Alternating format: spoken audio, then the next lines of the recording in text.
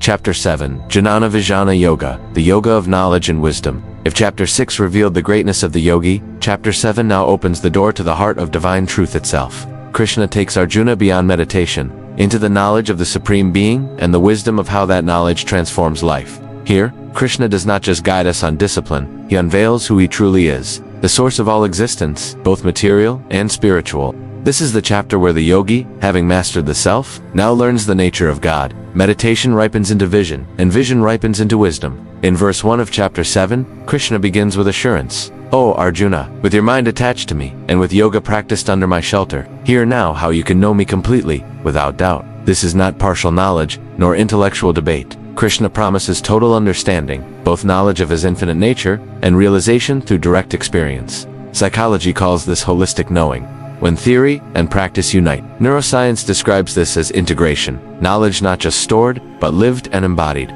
Logic shows one may read of the ocean, but only immersion reveals its depth. In verse 2, Krishna continues, I shall now reveal to you this knowledge and wisdom, after knowing which nothing further remains to be known in this world. This verse is extraordinary. Knowledge, jnana, is intellectual understanding. Wisdom, vijnana, is realized truth. Krishna offers both theory and experience, head and heart. Psychology reflects this as the difference between information and transformation. Neuroscience confirms, facts may activate memory, but realization reshapes the entire brain and nervous system. Logic proves, knowing the recipe is one thing, tasting the food is another. In verse 3, he declares, among thousands of men, scarcely one strives for perfection, and among those who strive, scarcely one truly knows me in truth. Here Krishna reveals the rarity of true seekers. Many live for survival, some seek success, fewer seek liberation, but the rare soul seeks God himself. Psychology calls this the highest stage of human motivation. Neuroscience observes that few brains resist the pull of desire and distraction long enough to reach higher awareness. Logic makes it clear, many begin the climb, few reach the summit. In verse 4 of chapter 7, Krishna declares, earth, water, fire, air, ether, mind, intellect, and ego. These 8 make up my separated material energies.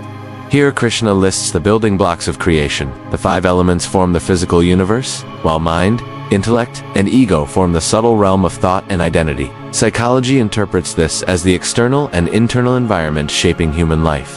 Neuroscience maps the same. Sensory inputs earth, water, fire, air, ether, processed through cognition, reasoning, and self-concept. Logic explains, a house is made not only of bricks, but also of the unseen design that holds it together. In verse 5, Krishna continues, but know my other, higher energy, O Arjuna, the living beings, by whom the material world is sustained. This is the revelation. Beyond matter is consciousness, the soul, the spark of life. Psychology distinguishes between body and mind, but Krishna adds the eternal self beyond both. Neuroscience admits that matter alone does not explain awareness. Consciousness is still the great mystery. Logic makes it clear. The lamp may be made of metal and oil, but without the flame, there is no light. In verse 6, he declares, know that all beings and all worlds rest upon these 2 energies of mine. I am both the source of creation and its dissolution. Krishna here reveals himself as the ultimate ground of existence. Everything rests in his energies, nothing stands apart. Psychology reflects this as the sense of unity that arises in spiritual awareness.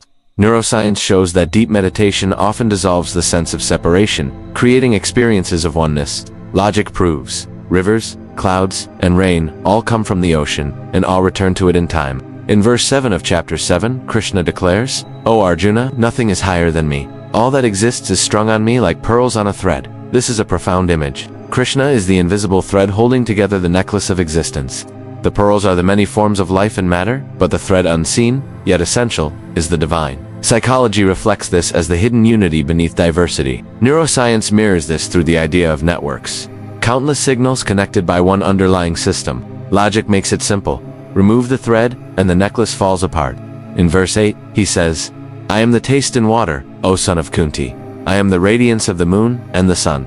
I am the sacred syllable Om. In all the Vedas, I am the sound in the ether and the ability in man. Here Krishna teaches that divinity is not distant. It is woven into the simplest experiences of life. Every sip of water, every ray of light, every vibration of sound carries his essence. Psychology calls this mindfulness, the art of perceiving the sacred in the ordinary. Neuroscience explains that focusing awareness on such experiences creates states of awe and gratitude, calming the nervous system. Logic clarifies, the gold is present in every ornament, regardless of its shape. In verse 9, Krishna continues, I am the pure fragrance of the earth, the brilliance and fire, the life in all beings, and the austerity in us. This expands the vision. Krishna is the energy, vitality, and essence in all things. Psychology interprets this as reverence, recognizing that life itself is sacred. Neuroscience supports it. Awareness of interconnectedness fosters compassion and deeper well-being.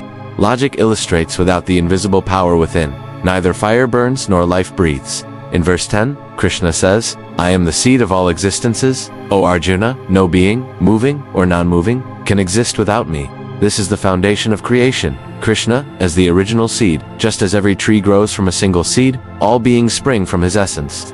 Psychology reflects this as the search for origin, the root cause that gives life meaning. Neuroscience too finds that all thoughts, actions, and awareness emerge from a common source in consciousness. Logic proves, without the seed, the tree cannot exist. In verse 11, he declares, I am the strength of the strong, free from desire and attachment. I am the passion in beings that is not contrary to dark. Here Krishna shows that even strength and desire have divine roots. But strength is true only when free of selfishness, and passion is pure only when aligned with righteousness. Psychology calls this sublimation, channeling energy into higher purposes. Neuroscience explains that disciplined passion activates focus and creativity, while uncontrolled craving leads to chaos. Logic shows, fire cooks food when contained, but burns down houses when wild.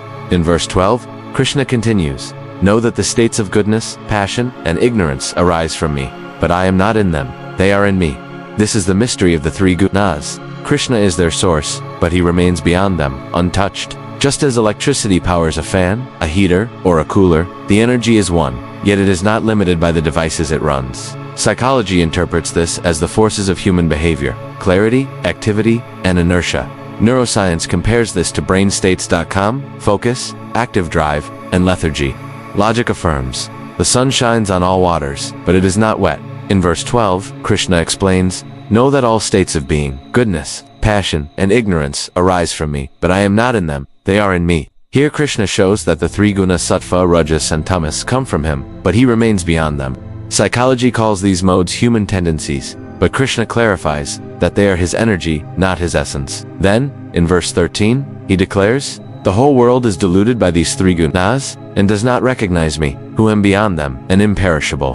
This is the veil of Maya. Maya means illusion, the divine energy that makes the temporary appear permanent, and the eternal appear hidden. Under Maya, we mistake the body for the self, desires for happiness, and the world for reality. Psychology sees Maya as cognitive distortion, our perception twisted by conditioning. Neuroscience explains Maya as the brain's default wiring, which ties us to sensory input and ego identity. Logic makes it simple. When a rope is mistaken for a snake in dim light, fear arises. Maya is that mistake on a cosmic scale.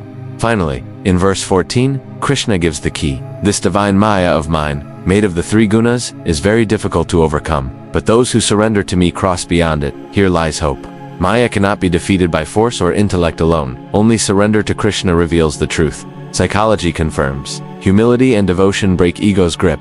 Neuroscience shows that love and surrender rewire the brain from fear to peace. Logic proves, the dream ends not by fighting shadows, but by waking to reality. In verse 15, Krishna says, those with distorted minds, who are deluded by Maya, do not surrender to me. They are the lowest among men, thieves of knowledge, and they take shelter in demonic nature. This verse is blunt but honest. Maya blinds people, making them reject the very source of truth. Psychology calls this resistance bias, when the mind denies what threatens its ego. Neuroscience shows how deep conditioning hardens the brain, making change difficult. Logic illustrates, if a mirror is turned away from the sun, it cannot reflect light. But Krishna also gives hope in verse 16, describing the four kinds of virtuous souls who do turn to him: the distressed, the seeker of wealth, the seeker of knowledge, and the wise. These are the four types of people who worship me, O Arjuna. Here Krishna embraces all who come, whether in pain, in need, in curiosity, or in wisdom. Psychology reflects that suffering often awakens the spiritual search. Neuroscience shows that crisis disrupts old patterns, opening space for new awareness. Logic confirms, even if the journey begins with need, the road still leads toward light. The key is this: any reason to turn to Krishna becomes the beginning of liberation. In verse 17, Krishna declares, of these four types, the wise one who worships me with steadfast devotion is the best, for I am exceedingly dear to him, and he is dear to me. This is the jewel of devotion. While others approach for relief, gain, or curiosity, the wise devotee comes for love alone. Psychology calls this intrinsic devotion, when love is unconditional, not based on what one gets. Neuroscience confirms. Pure devotion activates circuits of joy and peace far beyond material pleasure. Logic proves. The friend who stays without need is the truest of all friends. In verse 18, Krishna acknowledges all these are noble, O Arjuna, but the wise, who is ever steadfast and devoted to the one, excels above all. Krishna does not reject the others, he calls them noble, but he places the Jnani at the highest, for their devotion is steady and undivided. Psychology notes that focused purpose creates the deepest transformation. Neuroscience shows that single-pointed meditation strengthens the brain's ability to remain calm and unified. Logic clarifies. Many rivers flow, but the one that goes straight reaches the ocean fastest. Then, in verse 19, Krishna reveals a profound truth. After many births, the wise soul surrenders to me, realizing that Vasudeva Krishna is everything. Such a great soul is very rare. This verse points to the ultimate culmination of lifetimes of effort. Realizing God as the source and goal of all existence is not a small step. It is the summit of human journey. Psychology reflects this as self-transcendence, the highest fulfillment. Neuroscience sees this as the dissolving of ego boundaries into oneness. Logic shows. When the drop realizes it is not separate from the ocean, it no longer fears merging. Thus, the Jnani is rare, but their love-filled surrender is the highest achievement of yoga. In verse 20, Krishna explains, those whose intelligence has been taken away by material desires, they worship other gods. Following their own nature, they surrender to various forms. Here Krishna shows compassion, not condemnation. When desires rule, people seek quick results from different deities and powers. Psychology describes this as projection. The mind externalizes desires into forms of worship. Neuroscience shows that desire-driven devotion activates the brain's reward system, offering temporary satisfaction but not lasting peace. Logic makes it clear. Chasing shadows may give momentary coolness, but only the sun gives lasting light. In verse 21, Krishna reveals a hidden truth. Whatever form a devotee desires to worship with faith, I make that faith steady in them. This is profound. Even when people worship different forms, it is Krishna who strengthens their faith. Psychology sees this as the higher self-nurturing sincerity wherever it appears. Neuroscience explains. Belief itself creates powerful changes in the brain and body. What we now call the placebo effect. Logic illustrates. Whether the child plays with clay toys or jewels, it is still the mother who provides. In verse 22, he continues. Endowed with that faith, they worship that form, and from it they obtain their desired results. But those benefits are actually granted by me alone. Krishna emphasizes that he is the ultimate source. Other forms act like channels, but the current of energy flows from him. Psychology reminds us that symbols guide the mind, but the reality behind them is one. Neuroscience adds, the object of focus may vary, but the transformation arises from the same universal consciousness. Logic shows. Water poured into many vessels is still the same water. In verse 23, Krishna clarifies, those with limited understanding obtain temporary fruits from other gods, but my devotees attain me alone, the eternal goal. This is the key distinction. Worship driven by desire brings results, but they fade. Devotion to Krishna leads to the eternal, freedom, peace, and union. Psychology calls this short-term versus long-term fulfillment. Neuroscience reflects that transient pleasures fade quickly, while deep spiritual practice rewires the brain for lasting joy. Logic proves. A flower withers in days, but the root of the tree gives life for generations. Thus, Krishna gently reveals, all worship leads to him, but only devotion to the Supreme grants eternal liberation. In verse 24, Krishna declares, those of poor understanding think that I, the unmanifest, have now become manifest. They do not know my higher nature, eternal, supreme, and imperishable. Here Krishna explains why many mistake him as a mere historical figure or temporary manifestation. Psychology calls this limited perception. The mind tends to grasp only what the senses show. Neuroscience confirms. The brain filters reality through conditioned patterns, often missing the deeper truth. Logic clarifies. The sky is endless, but the child sees only a patch framed by the window. In verse 25 he continues, veiled by my divine power of Maya, I am not manifest to all. The deluded do not recognize me as unborn and changeless. Maya hides the eternal behind the play of the temporary. Most see only names and forms, not the timeless essence. Psychology explains this as cognitive bias. Reality is colored by one's desires and fears. Neuroscience observes that attention is limited. What we focus on, we see, and what we ignore remains hidden. Logic proves, the sun shines always, but a clouded I cannot see it. In verse 26, Krishna affirms, I know all beings, past, present, and future, but none truly know me. This shows the vastness of divine awareness. Krishna's knowledge is not bound by time. Psychology recognizes that human memory is fragile, often distorted by bias. Neuroscience shows that the brain struggles to even fully grasp the present moment. Logic makes it plain. The wave cannot know the ocean's depth, though the ocean knows every wave. In verse 27, he explains why humans remain bound by the delusion of dualities arising from desire and aversion. All beings fall into ignorance at birth, O Arjuna.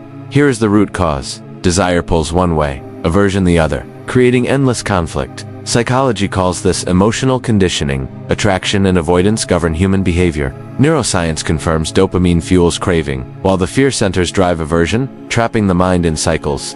Logic illustrates. The pendulum swings back and forth, never finding rest in the center. Finally, in verse 28, Krishna offers hope.